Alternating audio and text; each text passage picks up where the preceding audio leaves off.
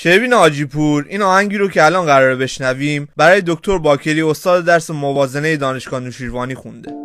باکری موازنه تو به مانی چار دادی، اگه نهایی درد بدی بهش خیلی حال دادی.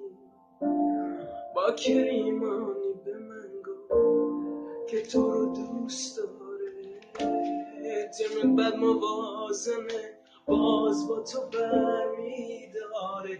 با چه درس شیرینی، چه کتاب زرینی، چه استاد زیبایی، چه چشمای شهلایی. وای استاد دیرینم، من واسه تو